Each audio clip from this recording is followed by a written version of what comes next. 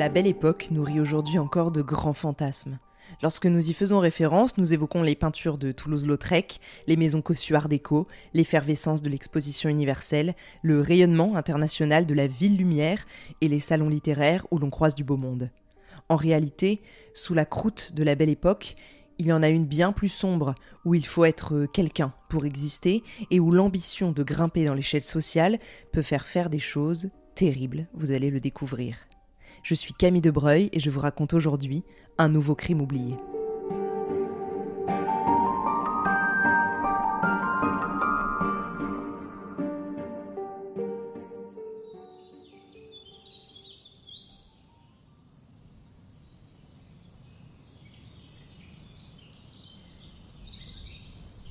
Dimanche 31 mai 1908 au matin, l'impasse Ronsin dort encore. Elle croise la célèbre rue de Vaugirard, au niveau du 152, et malgré sa qualification d'impasse, elle est longue de 300 mètres. Sur ce trottoir ne résident que des industriels ou des artistes, et c'est au 6 bis que se trouve l'hôtel particulier du couple Stenheil. À la maison, on trouve habituellement monsieur Adolphe Stenheil, madame Marguerite Stenheil, née Japy de Beaucourt, que tout le monde appelle Meg, et leur fille Marthe, 16 ans. Comme la plupart des bourgeois de l'époque, la famille dispose de domestiques à temps plein. Il y a Rémi Couillard, leur valet de chambre depuis 18 mois, et madame Mariette Wolf, la cuisinière. En face de la maison Stenheil se trouve l'imprimerie de Vaugirard, où le gardien Carlier a terminé sa ronde de nuit depuis quelques minutes. De jour, la demeure est très lumineuse. Adolphe étant peintre portraitiste, il ne renie pas sur la lumière naturelle. Mais de temps en temps, il profite de la propriété d'un ami de Marguerite, à Bellevue, appelé Verlogis. C'est 30 et 31 mai 1908, c'est d'ailleurs à Bellevue que se trouve la cuisinière Mariette, Marthe, la fille du couple Stenheil, et leur chien, un griffon prénommé Dick, qui fait office de chien de garde en temps normal. Pour la bonne société parisienne, le Grand Paris comme on l'appelle alors, les saisons sont très précises. Dès le mois de juin, les plus aisés décalent leurs habitudes dans un pavillon d'été, et pour la famille Stenheil, c'est à Bellevue que tout se passe. Dans l'optique de leur départ, Marguerite et Adolphe ont accueilli la veille la mère de Marguerite, Émilie Japy de Beaucourt. Pour cette dernière nuit avant le grand départ à Bellevue, Marguerite a laissé son lit à sa mère, souffrante des jambes, et dort dans la chambre de sa fille Marthe, tandis qu'Adolphe dort comme toujours l'été, à l'écart, dans une chambre près de la salle de bain. À 5 heures du matin, Rémi, le valet de chambre, descend de sa mansarde et entre dans la cuisine. Il entend alors des gémissements venant de la chambre de Marthe, où dort normalement Marguerite. Il tend l'oreille et pressent que quelque chose ne va pas chez sa maîtresse. Il monte 4 à 4 les marches jusqu'au premier étage. Là, dans la pénombre de l'aube, il bute contre le corps de son maître, Adolphe, sans vie, étendu contre la porte de la salle de bain, grande ouverte. Pris de panique, Rémi ouvre une des fenêtres de la salle de bain, qui donne sur l'imprimerie Vaugirard, et hurle pour qu'on l'aide. Carlier, le gardien, se précipite à la porte d'entrée et la trouve ouverte, elle qui avait été fermée à clé la veille au soir. Le pauvre valet de chambre tremble de tous ses membres en désignant le corps de son maître, les mains dans le dos, renversé sur ses talons et la tête violacée, les yeux exorbités par la terreur. Une ficelle est fortement serrée autour de son cou et un bâillon de coton est enfoncé dans sa bouche. Le gardien Carlier détale et sort demander de l'aide auprès d'un ami, l'agent Poncy, qui vit au 162 de la rue Vaugirard. Lorsqu'il revient avec l'agent de police Poncy, le gardien se rend également dans la chambre de Marguerite Stenheil et y découvre un second cadavre, le corps raide de madame Émilie Japy, la mère de la maîtresse de maison. Là encore, le même mode opératoire, la ficelle autour du cou et la ouate dans la bouche. Contrairement à son gendre, elle est attachée par les pieds au montant de son lit en fer. Les premières observations montrent sans aucun doute qu'elle n'a pas eu le temps de se débattre et que ses assassins ont surpris la pauvre femme dans son sommeil. Ce n'est pas du tout le cas d'Adolphe, qui a dû lutter désespérément contre ses meurtriers. D'abord à moitié suffocant à cause de la ouate, il aura sûrement sauté de son lit pour se réfugier ailleurs dans la maison, mais le peintre a été rattrapé et étranglé à même le sol.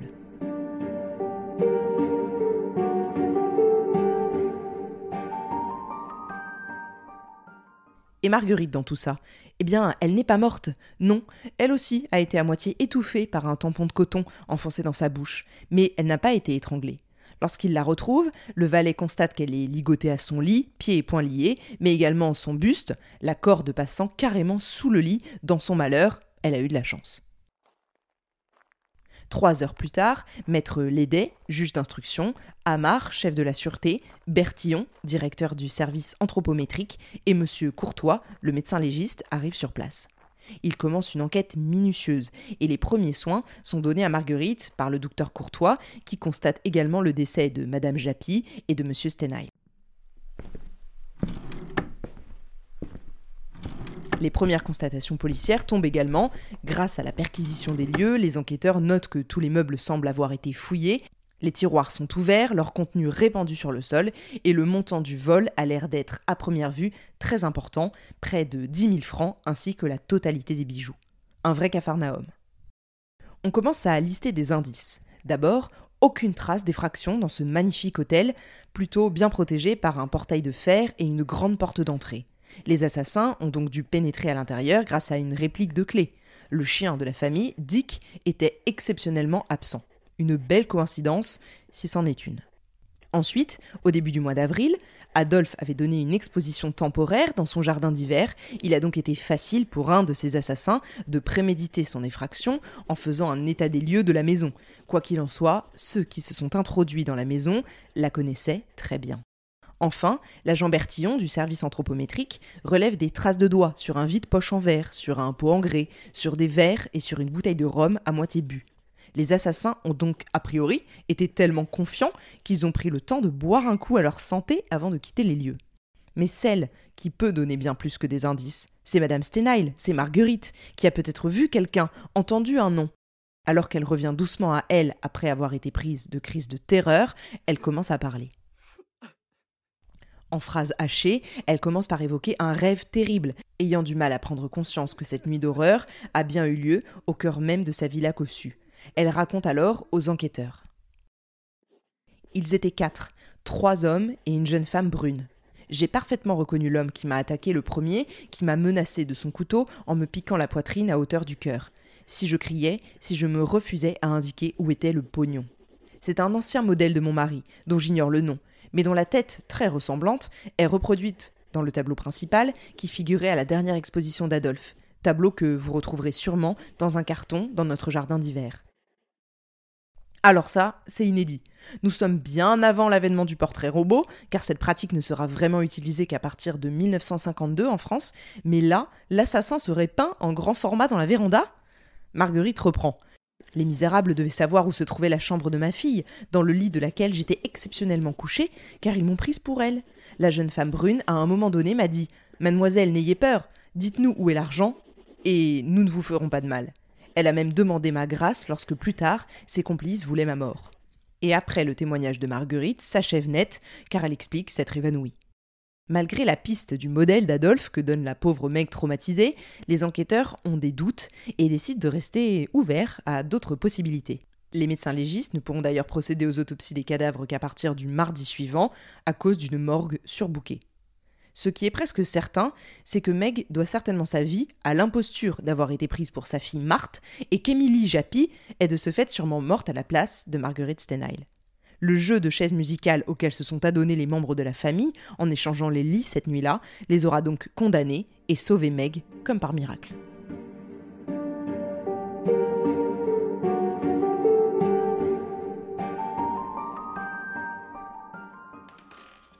Parlons un peu gros sous, parce que vous avez dû le constater depuis le début de cet épisode, les Stenheil ne sont pas les plus pauvres de Paris.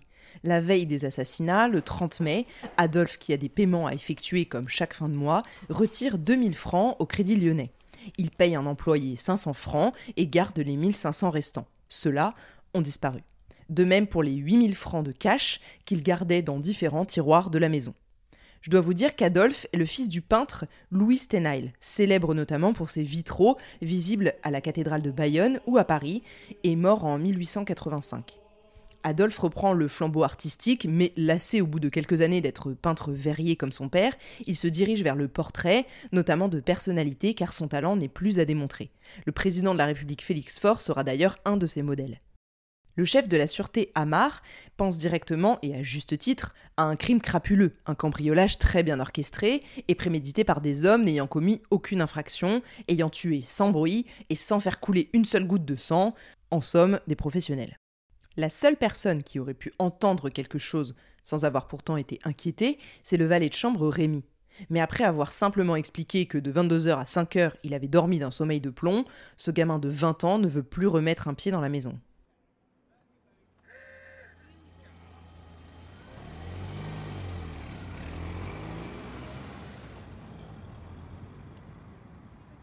Nous sommes maintenant en novembre 1908 et Rémi Couillard prend des leçons pour devenir chauffeur, puis après avoir obtenu sa licence, Meg le reprend à son service, des mois donc après le début de l'enquête. Rémi ne couche plus à l'hôtel Stenheil, mais habite à Paris, rue des Écluses Saint-Martin. Un matin, un cousin de Meg se présente au commissariat et explique à l'agent de service qu'il est là pour porter plainte à l'encontre de Rémi Couillard, le domestique de sa cousine, qui aurait volé une des lettres de la jeune Marthe. Évidemment, le policier lui répond qu'il n'en a rien à faire de son histoire de correspondance volée et que ce n'est pas vraiment un délit. Le cousin de Meg repart pour mieux revenir quelques heures plus tard, amenant carrément au poste le portefeuille de Rémi Couillard. Le flic persiste, il s'en fiche, il ne veut surtout pas garder ce portefeuille, mais le cousin l'interpelle avec une demande pour le moins étrange. Si ce portefeuille contenait autre chose de plus important que la lettre dont je vous ai parlé, l'arrêteriez-vous ? Le flic ne répond pas, et le cousin repart pour de bon. Mais voilà qu'à 20h30, Marguerite Stenheil se déplace en personne et fait demander le chef de la sûreté Amar, chargé de son enquête. Là, Meg prend clairement à partie son domestique en rapportant qu'elle avait besoin il y a peu de connaître les informations de naissance de Rémi Couillard, mais son domestique n'arrive pas à lui répondre clairement, alors elle demande à voir sa carte d'automobiliste qui comprend normalement toutes ces informations.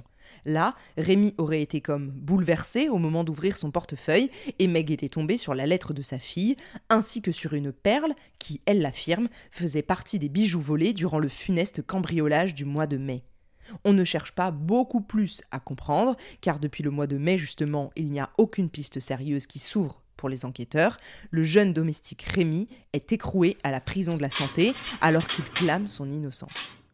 Jusqu'ici, vous pensez que Marguerite Stenheil est une pauvre veuve éplorée, et je ne vous jette pas la pierre, il faut dire qu'elle a quand même été retrouvée ligotée à son lit un beau matin de printemps. Mais que sait-on vraiment de cette femme ? Vous, pas grand-chose, à part qu'elle a clairement les dents longues. Moi, un peu plus déjà, et les enquêteurs en 1908, malheureusement, ils la connaissent déjà pas mal. Faisons encore un petit bond dans le passé. Marguerite Stenheil est née Marguerite Japy de Beaucourt, donc déjà pas la moitié d'une bourgeoise. Contrairement à ce que certains journaux ont pu laisser entendre, elle n'était pas fille de paysanne. Il est vrai cependant que sa mère, Émilie, morte dans le fameux cambriolage, était une fille d'aubergiste de Montbéliard. Émilie Rault épouse donc Édouard Japy de Beaucourt, le fils d'un très grand industriel, Frédéric Japy. Pour vous peindre un peu le tableau des Japy, je peux vous dire que c'est une très longue et très riche lignée, une dynastie familiale comme on l'appelle encore en 1908. Issus de la principauté de Montbéliard, ce sont en gros des notables qui fabriquent un peu de tout, pendules, pièces de bicyclette, moteurs, luminaires, pompes, moulins à café et autres machines à écrire ensuite. Ils ont 13 châteaux uniquement sur Beaucourt, donc les Japy ne sont pas des pauvres. Émilie Rault et Édouard Japy se marient donc et ont ensemble 4 enfants, dont Meg, l'aînée des filles.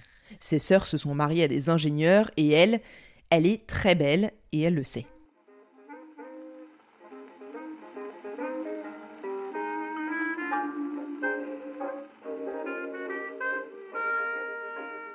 À 15 ou 16 ans, Marguerite, qui devient déjà Meg la sulfureuse, se fait remarquer par son caractère bien trempé et les nombreux flirts qu'elle entretient, notamment avec de jeunes hommes de la classe ouvrière, pas du tout de son rang. Durant toute son adolescence, elle semble se préparer à un rôle de coquette, comme on dit alors, c'est-à-dire la maîtresse des plus grands de ce monde. À 18 ans, sa mère Émilie constate que sa fille est cependant atteinte probablement d'une maladie nerveuse. Il s'agit en réalité simplement d'une santé mentale un peu vacillante que le médecin de l'époque qualifie comme de l'hystérie. Pas de surprise, en 1908 encore, toutes les femmes qui ont du caractère et osent s'exprimer sont estampillées de la sorte.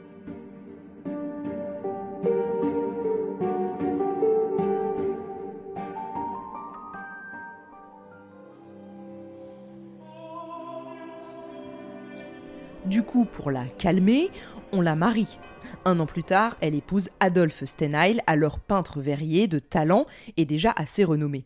Elle est à l'apogée de sa beauté, lui est fou amoureux d'elle et particulièrement jaloux. Le couple s'installe à Paris et rapidement, Adolphe connaît un grand succès. Meg est une femme très ambitieuse qui voit en son mari un véritable tremplin pour grimper dans l'échelle sociale de la bonne société parisienne. Très rapidement, cependant, son attitude fait parler. Elle danse souvent au bras d'autres hommes pendant que lui l'observe, assis dans un coin. Dans leur propriété du 15e, ils reçoivent, mais de manière peu conventionnelle, très bohème. Chacun emmène sa part, c'est un milieu un peu arty, et pas aristo, contrairement à ce que l'on pourrait croire. Souvent, c'est Émilie Japy, la mère de Meg, qui, lorsqu'elle est là, accueille les invités. Pendant que son mari passe ses journées à peindre dans le jardin d'hiver, Meg dépense plutôt son temps dans les salons mondains et au palais de justice où elle entretient des relations avec des juges d'instruction et d'autres magistrats divers et variés. Vous allez voir que ça peut aider.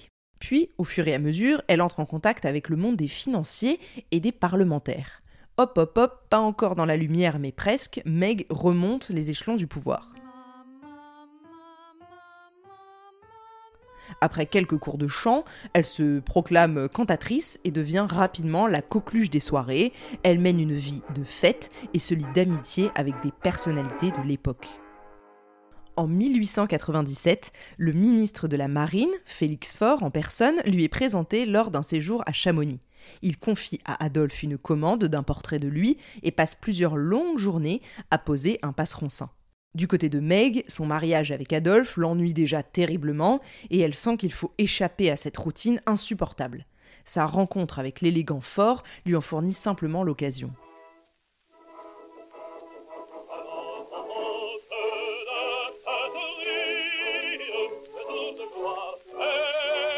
Moins d'une année plus tard, il devient président de la République, faisant d'elle secrètement sa maîtresse officielle. Sous couvert de l'aider à rédiger ses mémoires, elle lui rend régulièrement visite. En gage du lien qui les unit, Félix Faure lui confie de précieux documents et lui offre de nombreux bijoux, notamment un collier de perles véritable et une magnifique broche tricolore réalisée par le verrier René Lalique. Très régulièrement, les deux amants se retrouvent, toujours dans le Salon Bleu, une pièce discrète de l'Élysée.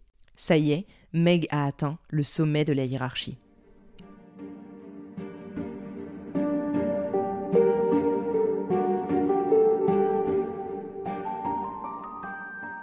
Son nouvel amant a de grandes idées pour la France, et surtout sur l'affaire Dreyfus, dont les retentissements tonnent dans tout le pays. Lui s'oppose fermement à la révision du procès Dreyfus et va même jusqu'à annoncer « La révision ne se fera pas tant que je serai chef de l'État ». Quelle parole imprudente. Ça aurait pu s'arrêter là, et on n'aurait probablement plus jamais entendu parler de Marguerite Stenheil non plus. Sauf que le 16 février 1899, Félix Faure, un après-midi où il prenait du bon temps avec Meg, ne s'en remet pas. Officiellement, il a fait une attaque, mais il est bien mort d'épectase, un arrêt dû à l'orgasme. C'est en tout cas ce qui a toujours été rapporté. Meg fait venir le valet du président et s'enfuit par la porte de service du palais présidentiel. Le scandale ne tarde pas à éclater et vous imaginez bien que la famille Japy de Beaucourt, lorsqu'elle apprend que leur chère Marguerite cocufie son mari à souhait et en plus avec le chef de l'État, coupe les ponts. Du coup, elle devient le centre de l'attention, ce qu'elle a toujours voulu être, mais certainement dans d'autres circonstances. Son nouveau surnom lui colle à la peau partout dans les médias, la pompe funèbre. Le Petit Parisien dresse un portrait d'elle le 28 novembre 1908 que je vais vous lire pour vous donner une bonne idée du personnage. Je cite « Être fêté, adulé, recevoir les hommages des hommes et torturer les cœurs, briguer la célébrité douteuse des aventures les plus romanesques, être celle dont on sait les caprices et dont on raconte dans les salons les prouesses amoureuses, briller d'un incomparable éclat au sein d'un luxe effréné et d'un décor parfait d'art et de beauté. Madame Stenheil connut toutes ses joies perverses, obéit à toutes les suggestions mauvaises de son amour passionné, de la vie ardente. » Mais son mari Adolphe, dans l'histoire, eh bien, il reste fidèle à sa femme et il la protège, même lorsqu'elle est, à demi-mot, accusée d'empoisonnement et qu'elle fait l'objet d'un véritable déchaînement de la part des médias et de l'opinion publique qui croient fermement qu'elle a été l'instrument d'un complot pro-Dreyfus. Entre-temps, elle s'achète à son nom une propriété à Bellevue, vers Logis. Vous ne rêvez pas, dans l'épisode précédent, je vous disais que cette maison était un ami de Meg. Et c'est parce que c'est aussi ce que croit son mari Adolphe. Mais c'est bien sa propriété à elle, sa garçonnière si je puis dire. Elle y reçoit des jeunes hommes et surtout des amants. Le téléphone est un faux nom et lorsque les policiers se présentent là-bas pour une perquisition après les meurtres en 1908, ils sont alpagués par un mécanicien des postes qui explique qu'Alexandre Wolff, le fils de la cuisinière Mariette, était fauché comme les blés et qu'il l'a vu avec un portefeuille plein d'or après la nuit des crimes. Pas non plus de quoi mettre un mec derrière les barreaux, donc personne ne suit cette piste. C'est avec cette réputation sulfureuse et scandaleuse sur le dos que Marguerite Stenheil parle aux enquêteurs qui tentent de démêler le vrai du faux dans l'assassinat de son mari et de sa mère.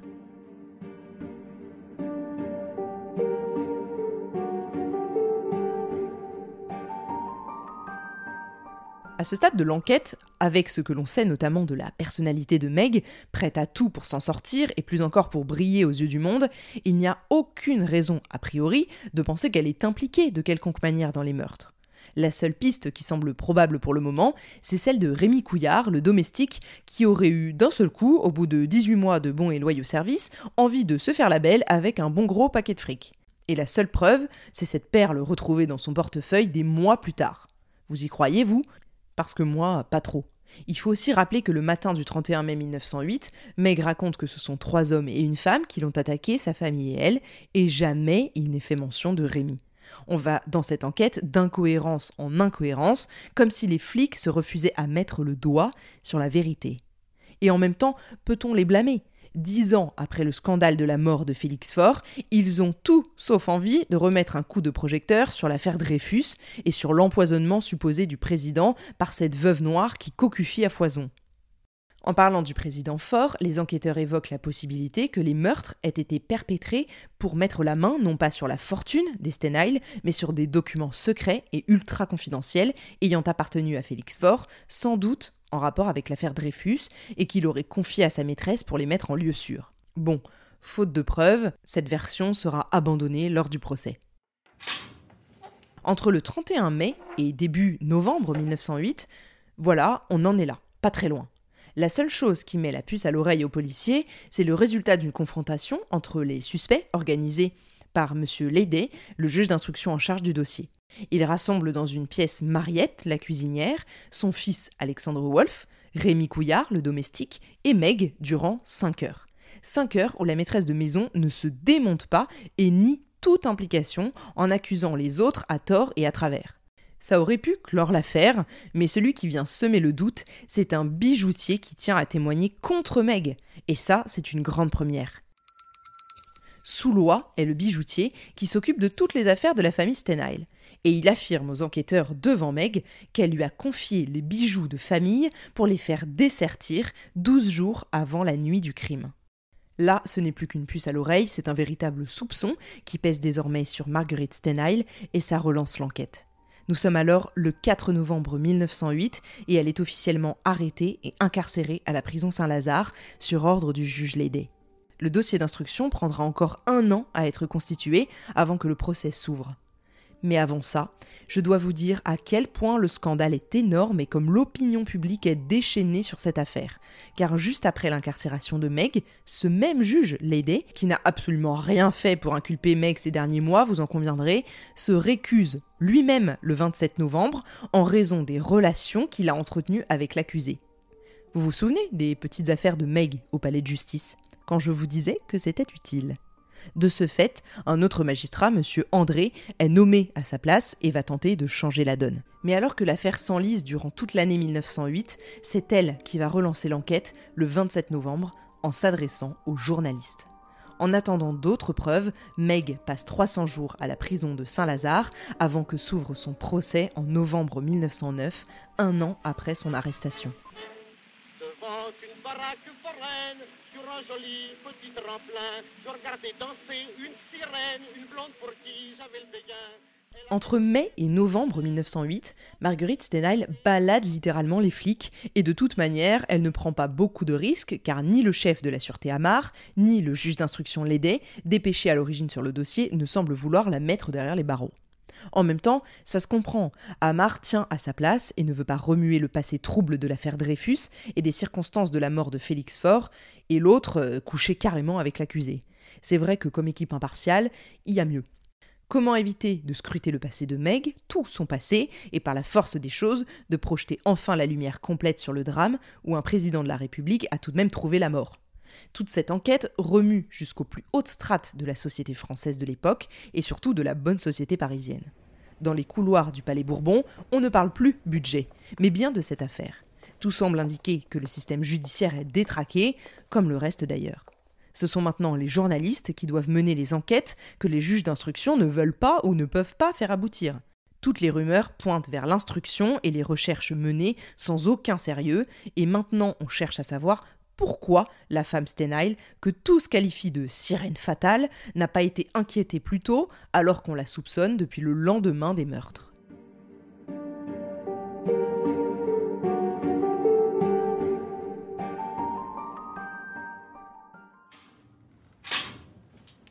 Le 27 novembre 1908, justement, c'est Meg qui reprend les rênes de son histoire, quitte à se condamner elle-même. Au chef de la sûreté Amar et au juge d'instruction Leydet, elle n'avait pas décroché un mot. Mais des journalistes de l'Ouest éclair arrivent, à force d'entretiens poussés et de questions oppressantes, à soutirer des aveux partiels à Meg au parloir. Elle leur dit que Rémi Couillard, son jeune domestique, est innocent, qu'elle a elle-même demandé à sa cuisinière Mariette Wolf de faire dessertir les bijoux quelques jours avant les crimes et que c'est une des perles de ces bijoux qu'elle a placées dans le portefeuille de Rémi pour le faire accuser. Mais les journalistes restent incrédules face à cette révélation. Comment pouvait-elle être en possession de ces bijoux, même dessertis, s'ils ont tous été volés durant le fameux cambriolage? Eh bien, là-dessus aussi, elle a menti. Elle répond simplement qu'elle n'a pas dit toute la vérité et que les bijoux n'ont jamais été volés. Seul l'argent a été pris. La suite de ses aveux sur le destin des bijoux de famille vous donne une très bonne idée de la force de manipulation dont peut faire preuve Meg, donc je vais vous raconter tout ça. Elle avait apporté des bijoux dans sa résidence de Bellevue, vers Logis. Adolphe, son mari, avait eu quelque temps avant son assassinat quelques problèmes d'argent. Meg avait alors apporté leurs bijoux à un prêteur sur gage, au Mont-de-Piété, comme on le dit joliment à l'époque, puis elle en avait fait faire des répliques en toc pour que personne ne sache autour d'eux qu'ils étaient fauchés. Bien sûr, quand la perquisition de l'hôtel particulier Impasse Ronsin a eu lieu le jour des meurtres, elle n'avait pas les bijoux et elle avait ouvert tous les écrins pour faire croire à un immense cambriolage. Et la perquisition de la maison de Bellevue n'a eu lieu que le surlendemain. Entre-temps, elle avait récupéré les bijoux par l'intermédiaire de sa cuisinière Mariette, et voilà comment on entourloupe les policiers. Quant à la perle qu'elle a placée dans le portefeuille de son pauvre domestique, elle explique qu'elle voulait détourner les soupçons d'elle, donc elle a fait accuser Rémi, sachant que c'était un brave gars et qu'au final, il ne serait pas inculpé bien longtemps. Après ses aveux et après les premières révélations qu'elle a fait le matin des meurtres, notamment l'explication de la présence de 3 hommes et une femme, les nouveaux enquêteurs chargés de l'affaire pensent de suite qu'elle protège quelqu'un qu'elle aime et qui fait le sale boulot pour elle. Mais elle refuse d'en dire plus.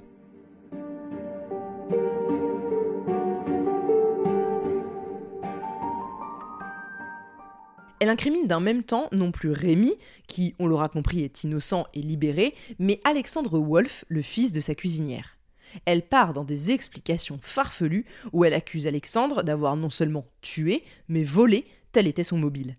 Il ne savait pas apparemment qu'il y avait quelqu'un dans la maison, vu que la famille devait partir la veille pour Bellevue. Voilà comment ça se serait passé. Il est entré dans la chambre de Meg, elle a hurlé, Adolphe est venu, Alexandre Wolf l'a tué, puis Émilie Japy a crié de sa chambre « Qu'y a-t-il ?» Alexandre est allé voir Émilie, l'a tuée, et il a fait grâce à Meg, car c'est avant tout une mère, mais la menace quand même de la balancer elle et de lui faire porter le chapeau si elle parle. Le lendemain, Meg fait planquer les bijoux à Bellevue pour simuler un énorme cambriolage, emballer c'est peser. Pourquoi n'a-t-elle pas parlé avant ? Par peur d'être accusée, bien sûr, car il n'y avait aucun témoin de ce qu'elle avance, encore. Vous devez vous dire qu'elle est bien bête d'avoir parlé à ce stade de l'enquête, car sans aucune preuve de sa culpabilité, et comme l'enquête était enlisée, elle aurait été blanchie directement. Mais elle dira qu'en relançant elle-même l'enquête, elle souhaite se blanchir complètement auprès de l'opinion publique déjà, et d'un autre dont elle ne donne pas le nom évidemment. Elle dira aux journalistes « J'espérais pouvoir me justifier au regard de quelqu'un que je ne veux pas nommer, dont j'ai perdu l'amour, et auquel il ne faut plus jamais que je pense. » Ici, elle parle de la liaison qu'elle entretenait avec un homme au moment des faits et dont on ne connaîtra jamais le nom, amant qui évidemment lui a tourné le dos quand il a vu l'ampleur de l'histoire dans laquelle elle était embarquée. Ce qu'il y a de frappant, c'est que Meg, en mettant la perle dans le portefeuille de Rémi, s'est livrée à la reconstruction a posteriori de l'affaire de la rue de la Pépinière, autrement dit de l'affaire Courtois. La femme incriminée dans cette affaire a voulu faire croire à un crime commis par le valet de chambre. L'imitation qu'en fait Meg est tout à fait typique et on a du mal à croire à un hasard. En un mot, l'impression générale est qu'il y a bien des choses cachées dans cette affaire et qu'on a cherché à les étouffer. Au bout d'un moment, il semble qu'on ne pourra plus y parvenir malheureusement. Pourtant, la nuit même de ses aveux aux journalistes, on l'a conduit à la sûreté, un petit peu pour sa propre sécurité à elle, où elle réitère ses dires au chef Amar, en désignant précisément Alexandre Wolf. C'est un travailleur peu assidu et à la tournée facile, il passe en gros pas mal de temps accoudé au bar. Mais il est très sociable et à la conversation facile, il a apparemment un peu endormi les flics puisque le juge Lédé ne le fait arrêter qu'en novembre 1908, alors qu'il est un suspect potentiel depuis le tout début de l'enquête. Croyez-le ou non, on n'avait même pas vérifié l'alibi de ce gars-là. Seconde confrontation donc, entre Alexandre Wolf et Marguerite, en présence de sa fille à elle, Marthe, comme par hasard, absente exceptionnellement de la maison familiale au moment de la tuerie.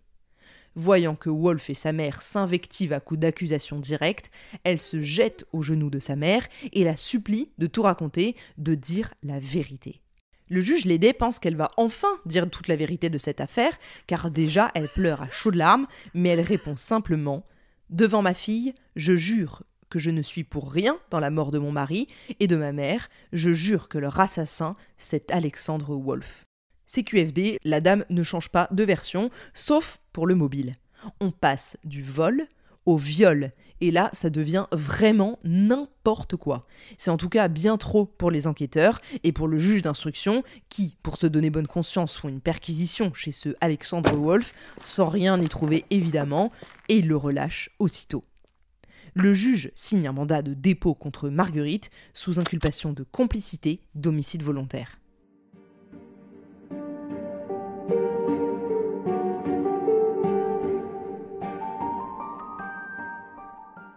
En fait, tout le problème des aveux de Meg, c'est qu'on n'y croit pas, depuis le début. Pas parce que rien n'est vrai, mais parce que d'abord, rien ne peut être vérifié. Et surtout, elle a déjà été reconnue hystérique et donc irresponsable pénalement par les experts psychiatres qui se sont occupés de la rencontrer au fil de l'enquête. Pourtant, dans les actes, Meg est loin d'être folle ou de ne pas savoir ce qu'elle fait. Quelques mois seulement après la mort de son très regretté mari Adolphe, elle se fiance avec un homme d'une grande fortune et c'est sa famille à lui qui coince, faisant tout pour le détourner de divorcer de sa femme pour épouser Meg. Donc bon, Meg n'a pas regretté son peintre très longtemps. Ses fiançailles avortées, elle se fiance à nouveau avec un autre homme encore plus riche, mais finalement les fiançailles ne se feront pas évidemment vu qu'elle est entre-temps écrouée à Saint-Lazare. Drôle de veuve éplorée tout de même, vous en conviendrez. Pour se consoler, elle est loin d'être irresponsable. Pour clore cette affaire, qui finalement reste, vous l'aurez compris, un cold case qui ne se résoudra jamais, je vous donne quelques informations clés dont j'ai parlé ou non. D'abord, Meg avait de sources sûres 2 amants très riches et un amant de cœur, disons, donc ce n'est quand même pas la plus triste des veuves. Ensuite, elle ne pouvait plus voir son mari en peinture. Notez un peu mon jeu de mots. Ensuite encore, elle a fait dessertir et falsifier les bijoux, soi-disant volés. Puis, contrairement aux habitudes de sa mère et de son mari, c'est elle qui leur a fait boire 2 verres de rhum le soir des meurtres, les verres qu'on a retrouvés à l'étage de la maison. Elle a accusé au moins 6 personnes différentes dans le processus de l'enquête d'être l'assassin, dont Rémi Couillard, le domestique, et Alexandre Wolf, le fils de sa cuisinière. Enfin, le contenu de son armoire à pharmacie a été vidé juste après le crime. Avec ces éléments, on peut toujours émettre des hypothèses. D'abord, le crime avait probablement pour but de se débarrasser d'un mari détesté et gênant pour épouser un de ses amants fortunés au lieu d'être tributaire des tableaux d'Adolphe. Ensuite, on peut aussi penser qu'elle les a empoisonnés avant de les tuer, d'où le verre de rhum, ce qui fera disparaître la nécessité d'avoir eu des complices.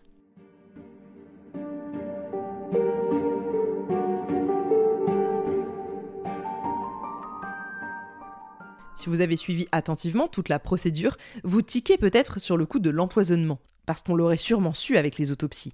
Eh bien, figurez-vous que, comme par hasard, elles n'ont jamais été faites. Quand on s'en rend compte, il est bien trop tard, 6 mois au moins sont passés et plus rien ne peut être analysé à ce niveau-là, c'est quand même pas de chance. Dans cette affaire, nous sommes passés d'un vice de procédure à un autre et je vous passe également les plusieurs dizaines de témoins, peu ou pas indiqués, qu'on a entendus lors du procès qui a duré 10 jours. Le 12 novembre, l'avocat général annonce cependant la couleur. Il a acquis lui-même la conviction que Madame Stenheil a bien tué son mari, mais qu'elle a été assistée par au moins un complice. Grâce aux constatations accablantes du docteur Lefebvre, qui a ausculté Meg le matin de la découverte des corps, on sait que les liens qui l'enserraient n'étaient en fait pas serrés du tout et qu'elle n'avait qu'un bleu à la cuisse. Donc elle n'a pas du tout été malmenée. Là encore, c'est du chiquet, comme dit le docteur. Quand on passe apparemment une nuit à se débattre pour se débarrasser de ses liens, on a des lésions et là, rien. Autre constatation troublante pour un soi-disant cambriolage d'envergure, aucune trace d'effraction et aucune piste des malfaiteurs, ni au rez-de-chaussée, ni au deuxième étage, ni au grenier. Il n'en faut pas plus pour que l'avocat général conclue ce procès d'une longue tirade, dont voici un extrait. Madame Stenheil a son mari en horreur. Elle veut s'en débarrasser parce qu'à côté de lui, il y a un homme auprès duquel elle aspire à vivre. Elle se dit que si on la trouve ligotée, au matin, à côté de son mari, c'est la culpabilité certaine. Alors, avec une astuce et une perfidie qui n'appartient qu'à elle, elle attire sa mère à Paris, l'y retient dans la nuit, non pas pour la tuer, j'écarte le matricide, mais elle a voulu avoir en sa mère un témoin de bonne foi de l'agression simulée. Alors trouvant dans son entourage plus ou moins immédiat une femme plutôt qu'un homme, sur qui elle a pu compter. Il ajoute également « C'est d'abord de Madame Japy qu'on s'occupe, on a voulu la ligoter, la paralyser, mais un événement imprévu s'est produit. Son dentier a cédé sous la pression du tampon de coton et elle a été étouffée. Pour s'assurer qu'elle ne parlerait pas, comme elle avait sûrement reconnu ses agresseurs, on l'étrangle avec une cordelette après avoir tué le mari. » Ce serait bien trop long de vous rapporter ce que l'avocat de Meg plaide durant 7h30 d'affilée le 10e jour de l'audience, mais voici une phrase qui résume tout. Ce n'est ni elle seule, ni elle avec d'autres, c'est d'autres qu'elle. Après plus de 2 heures de délibération, les jurés craignant une sentence trop sévère répondent non. Elle est donc acquittée et la lumière judiciaire ne sera jamais faite sur cette affaire. En France, cependant, Marguerite Stenheil laisse une trace derrière elle et la controverse la suit partout. Personne ne croit à son innocence et elle s'enfuit en Angleterre, loin des journalistes. Ses frasques judiciaires tombent, avec le temps peu à peu, dans l'oubli médiatique. Sachez que l'on peut être impliqué dans plusieurs assassinats et vivre très vieille et très riche puisqu'elle meurt à 85 ans sous le nom de Lady Abinger, femme du baron fortuné Abinger. Merci d'avoir suivi cette nouvelle saison de Crimes oubliés et cette affaire hautement politique et un poil scandaleuse. Si vous avez aimé cette affaire et que vous voulez donner de la force à ce podcast, n'hésitez pas à laisser un avis sur Apple Podcast et à le noter 5 étoiles sur votre plateforme d'écoute favorite.